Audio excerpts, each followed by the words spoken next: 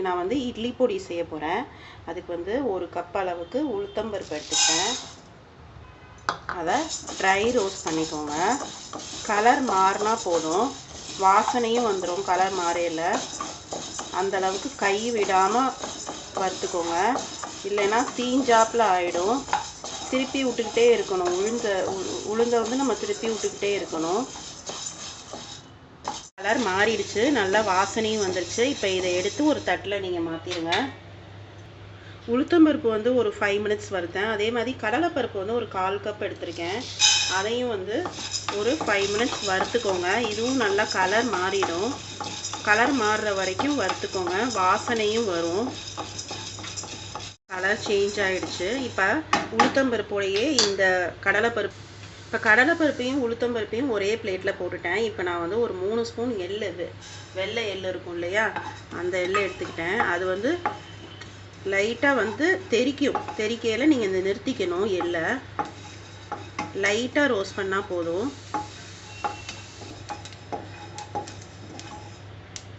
இப்போ நான் வந்து எள்ளை வந்து ரோஸ்ட் பண்ணிட்டேன். அந்த எள்ளையும் வந்து நீங்கள் காரத்துக்கு தகுந்த மாதிரி வரமிளகா எடுத்துக்கோங்க. இது நல்லா காரமாக இருக்கும் இந்த மிளகா, அதனால் ஒரு 15 மிளகா நான் எடுத்திருப்பேன். காரத்துக்கு தகுந்த மாதிரி நீங்கள் எடுத்து இதையும் நல்லா மிளகாவையும் ட்ரை ரோஸ்ட் பண்ணிக்கோங்க. ரோஸ்ட் பண்ணிவிட்டு ஒரே பிளேட்டில் கொட்டி வச்சுக்கலாம் நீங்கள்.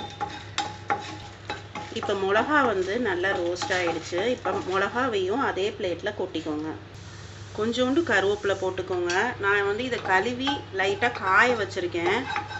ஈரமாக இருந்துச்சுனாக்கா அதை காய வச்சுட்டு நீங்கள் வந்து ட்ரை ரோஸ்ட் பண்ணிக்கோங்க.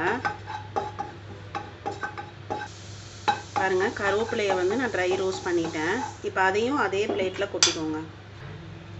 1 ஸ்பூன் வந்து ஜீரகம், 1 ஸ்பூன் வந்து மிளகு, அதுக்கப்புறமா ஒரு 5-6 பூண்டு பல் எடுத்துக்கிட்டேன்.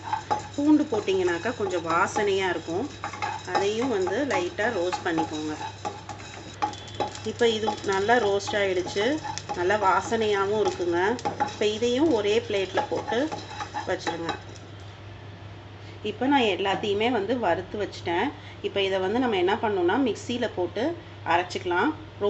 ரொம்ப பொடியாக அரைச்சிடாதீங்க. கொஞ்சம் குறப்பாக இருந்தால் தான் டேஸ்ட்டாக இருக்கும். இட்லி தோசைக்கு வந்து டேஸ்ட்டாக இருக்கும். ரெடி ஆயிடுச்சு. நீங்கள் மிக்சியில் அரைக்கலாம். உங்களுக்கு தேவையான அளவு வந்து உப்பு போட்டுக்கோங்க. உப்பும் அப்புறம் கொஞ்சம் பெருங்காயமும் போட்டுக்கோங்க. உங்களுக்கு இந்த வீடியோ பிடிச்சிருந்துச்சுனாக்கா லைக் பண்ணுங்கள், கமெண்ட் பண்ணுங்கள், ஷேர் பண்ணுங்கள், சப்ஸ்கிரைப் பண்ணுங்கள். தேங்க்யூ.